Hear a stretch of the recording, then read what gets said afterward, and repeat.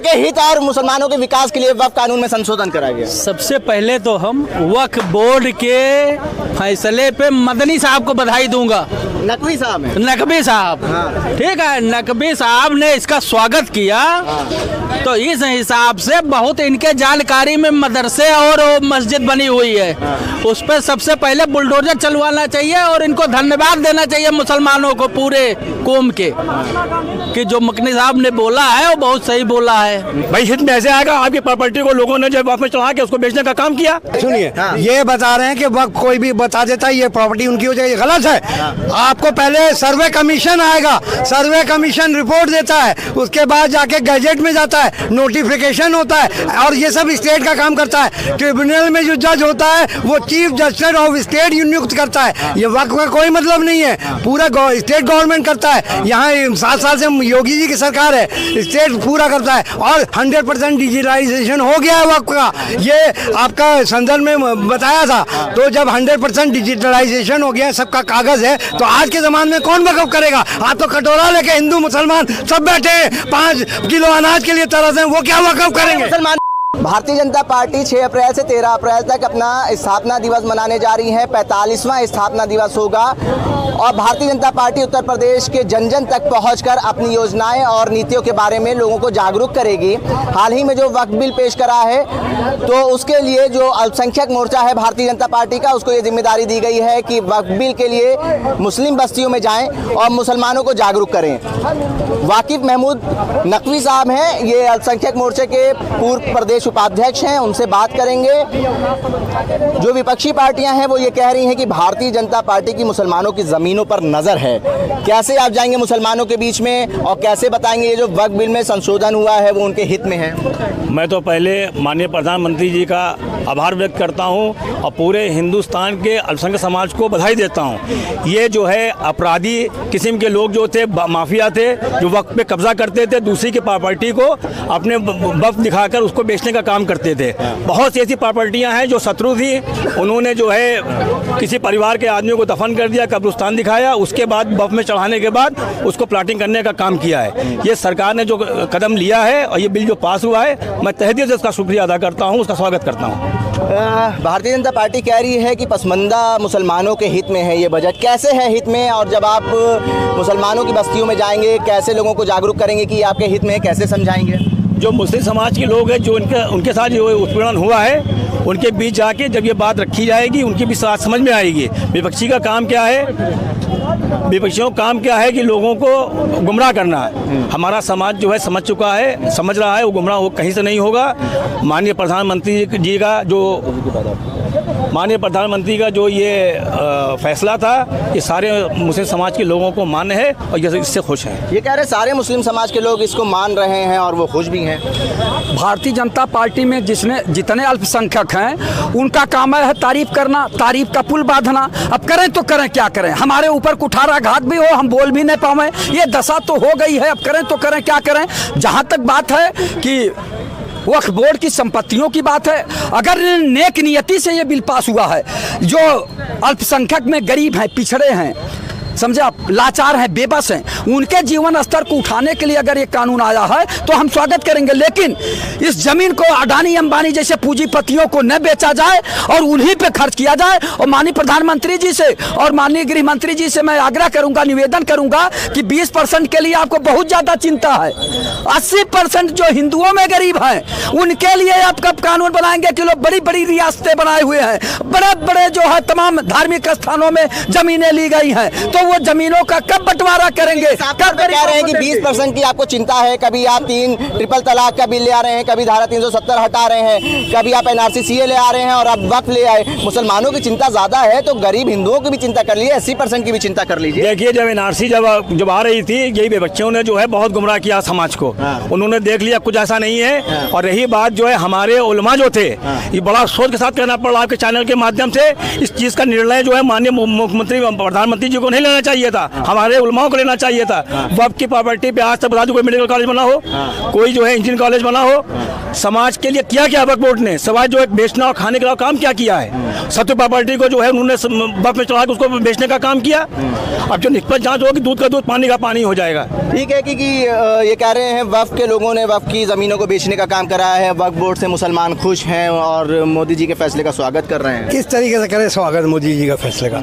ये article 14, article 25, 26, 29 का उल्लंघन है। आप ये बताइए कि डिलिमिटेशन एक्ट लगा दिया है, 12 साल में जिनके कब्जे में होगा वो ज़मीन वो उनको हो जाएगा। वक्फ बोर्ड की सच्चर कमेटी की बात कर रहे हैं भाई साहब। सच्चर कमेटी में ये साफ साफ लिखा है कि 355 ऐसी प्रॉपर्टी है जिसका केस सरकार और वक्त से चल रहा है। अब वो गवर्नमेंट की हो जाएगी। गवर्नमेंट वक्त की संपत्ति लूटना मांग रहा है। आप ये बताइए, गवर्नमेंट ने कहा है कि 5 साल का आपको मुस्लिम को प्रैक्टिस करना होगा। कैसे आप देखिएगा? आप उनके घर में कैमरा लगाइएगा?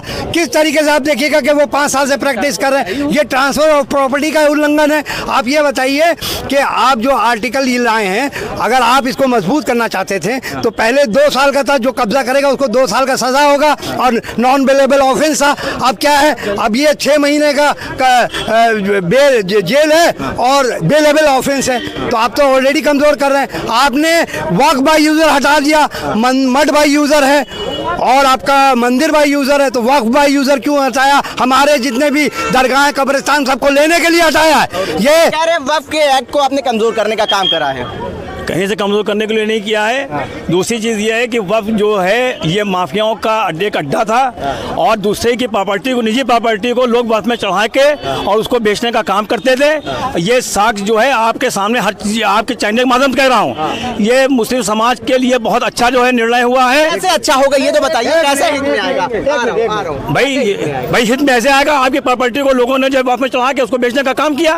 एक मिनट बस, एक मिनट सुनिए। ये बता रहे हैं कि वक्त कोई भी बता देता है ये प्रॉपर्टी उनकी हो जाएगी, गलत है। आपको पहले सर्वे कमीशन आएगा, सर्वे कमीशन रिपोर्ट देता है, उसके बाद जाके गैजेट में जाता है, नोटिफिकेशन होता है और ये सब स्टेट का काम करता है। ट्रिब्यूनल में जो जज होता है वो चीफ जस्टिस ऑफ स्टेट नियुक्त करता है। ये वक्त का कोई मतलब नहीं है, पूरा स्टेट गवर्नमेंट करता है। यहाँ 7 साल से योगी जी की सरकार है, स्टेट पूरा करता है और 100% डिजिटलाइजेशन हो गया है वक्त का। ये आपका संदर्भ में बताया था।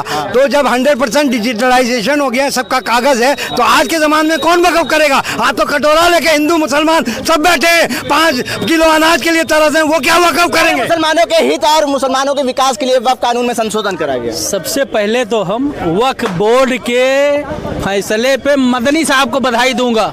नकवी साहब हैं। नकवी साहब, ठीक है, नकवी साहब ने इसका स्वागत किया। तो इस हिसाब से बहुत इनके जानकारी में मदरसे और मस्जिद बनी हुई है, उस पर सबसे पहले बुलडोजर चलवाना चाहिए और इनको धन्यवाद देना चाहिए मुसलमानों को, पूरे कौम के, कि जो मकनी साहब ने बोला है वो बहुत सही बोला है। ठीक है, बस इसीलिए जो है मैं भी बधाई देता हूँ भाई, क्योंकि मैं कांग्रेस पार्टी का नेता हूँ और मैं गरीबों और बुजुर्गों, जो दबे कुचले लोग हैं, उनकी मदद करना चाहता हूँ।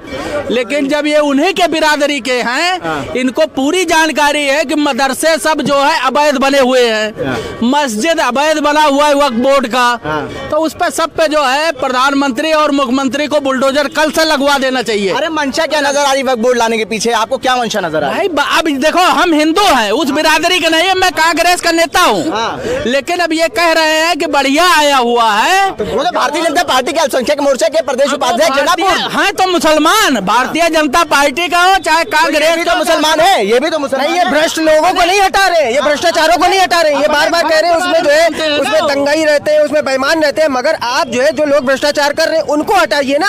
आप ये बिल को इस गलत तरीके से आप कैसे पास कर सकते हैं? क्यों आप जो है बार बार हिंदू मुसलमान करने की बात करते हैं? क्यों हमारी गंगा जमुना तहजीब को बिगाड़ने की और मिटाने की बात करते हैं? क्यों आप जो है हर वक्त मुसलमानों के ही पीछे क्यों पड़े रहते हैं? क्या इस देश में दलित नहीं है? अल्पसंख्यक समाज में बहुत सारे परेशान लोग हैं। आप सबकी बात करिए, आप विकास की बात करिए, आप रोजगार की बात करिए, आप जो है हेल्थ सेक्टर की बात करिए, आप एजुकेशन की बात करिए, तमाम मुद्दे जिन पे बात हो सकती है, मगर फिर भी आप ध्रुवीकरण की राजनीति करते हैं, आप लोगों को बहलाते हैं, आप लोगों को बेवकूफ बनाते हैं। राय साहब, क्या मंशा नजर आ रही है वक्फ बिल लाने के संशोधन का, क्या मतलब? देखिए, इनके बिल का पीछे मकसद ये है, ये अपनी पुरानी जो परंपरा है उसको ये मुकम्मल कायम करना चाहते हैं। पहला चीज, पहला ये कौन सी परंपरा है? इनकी परंपरा केवल, देखिए, इनकी परंपरा 3 तोड़ से शुरू होती है। पैरा नंबर 1 हिंदू मुसलमान, पैरा नंबर 2 हिंदुस्तान पाकिस्तान, तीसरा पैरा नंबर 2 मंदिर दरगाह मस्जिद। ये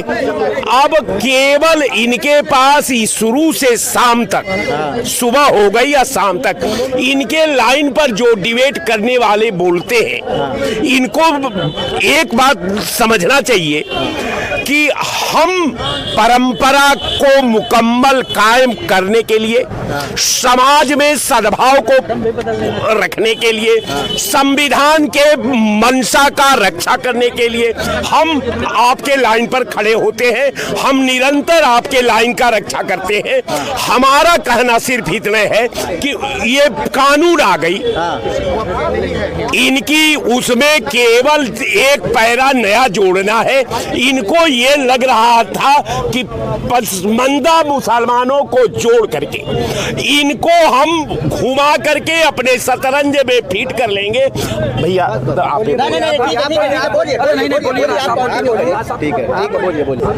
केवल पसमंदा को ला करके हम एक उसमें एक अच्छा खासा तबका का प्रतिनिधित्व का नाम लेके गोट खेली जा रही है। बिल्कुल बिल्कुल, इनके पास और कोई प्लान। ये जो पसमंदा नाम आप लेके आए हैं, पसमंदा का आप विकास की बात करते हैं, लेकिन सारे मुसलमानों के ऊपर आप गोट खेल रहे हैं। भाई, हम इनकी बात को क्या कहें, आप रिकॉर्ड देख लीजिए। जो केंद्र राज्य सरकार की योजनाओं का जो लाभ जितने मुस्लिम समाज को इस सरकार ने दिया है, किस सरकार ने दिया हो, आप हमको बताइए। क्या क्या दिया है मुस्लिम? प्रधानमंत्री आवास योजना दी, वो तो सबको दे रही है। मुसलमानों के लिए क्या काम करा भारतीय जनता? भाई, मुसलमान को परसेंटेज के हिसाब से सबसे ज्यादा उनको मिला है। क्या मिला? ये प्रधानमंत्री आवास योजना मिला, जितने भी जो है योजना कह रहे हैं प्रधानमंत्री आवास योजना सबसे ज्यादा मुसलमानों को मिली। मुसलमानों को नमाज पढ़ते हुए लात मिला, मुसलमानों का कब्र खोदा गया, मुसलमानों को जूता लात मिला, 5 किलो दे के पूरा वक्फ का संपत्ति ले लिया गया, बुलडोजर से घरों का मुसलमान का धो दिया गया, मुसलमानों को एक भी सीट नहीं दिया गया, एक मंत्री नहीं है मुसलमानों के। आप पसमंदा को छोड़िए, आप बताइए, आप 3-3 बजे तक संसद में चलाते हैं, आप 7 साल में 70 पेपर लीक हुआ, उसके लिए हिंदू मुसलमान भाई के लिए, आप बच्चे के लिए कभी संसद कानून बनाए नहीं बनाए। ठीक है, वक्फ बिल लाई है केंद्र सरकार में, जो संशोधन करा है उसको कैसे देखते, क्या मंशा है? पहले ये सोच लेना चाहिए कि वक्फ बना कहाँ से। वक्फ बनाने वाले मुस्लिम धर्म के गुरु हजरत मोहम्मद साहब ने शुरू करी।